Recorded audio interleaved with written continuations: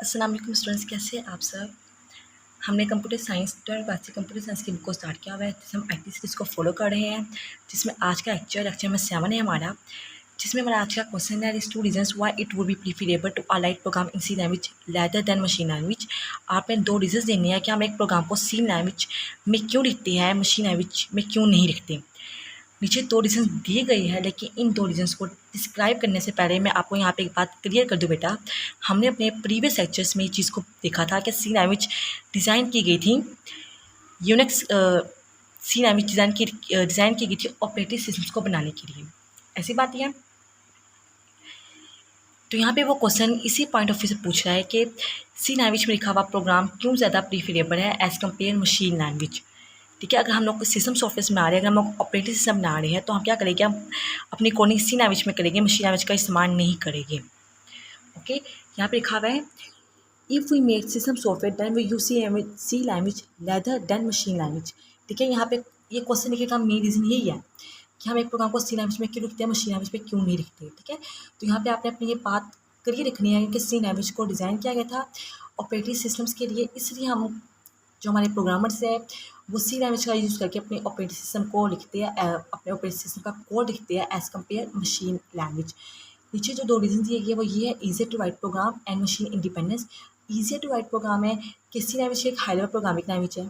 ठीक है ना, हम सी लैंग्वेज को मिडल प्रोग्रामिंग लैंग्वेज भी कहते हैं। क्यों? क्योंकि सी लैंग्वेज हाई लेवल और लो लेवल के दरमियान में आती है। लेकिन सी लैंग्वेज को यहाँ पे इन्होंने हाई लेवल प्रोग्रामिंग लैंग्वेज कहा है, ये भी बात बिल्कुल ठीक है। सी लेवल एक हाई लेवल प्रोग्रामिंग लैंग्वेज ही है। क्यों हाई लेवल प्रोग्रामिंग लैंग्वेज है? इसलिए है क्योंकि सी लैंग्वेज अभी मैंने कहा है कि हाई लेवल और लो लेवल के दरमियान में आती है। सी लैंग्वेज में हाई लेवल के इंस्ट्रक्शंस मौजूद होते हैं, लो लेवल के भी होते हैं, हाई लेवल के भी होते हैं। इसे सी को high level programming language consider किया जाता है।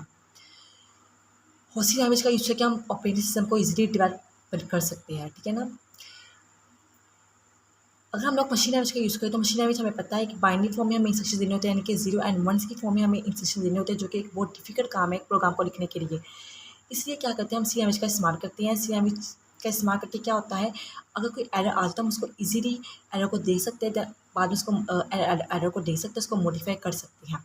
इसलिए एक प्रोग्राम को सी लैंग्वेज में लिखना ज़्यादा प्रीफरेबल है as compare machine language. Next point है हमारे पास मशीन इंडिपेंडेंस।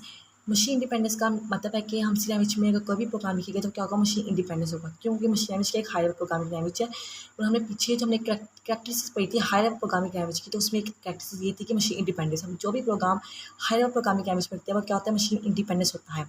इसलिए सी लैंग्वेज में अगर हम कोई प्रोग्राम लिखते हैं वो मशीन इंडिपेंडेंस होता है।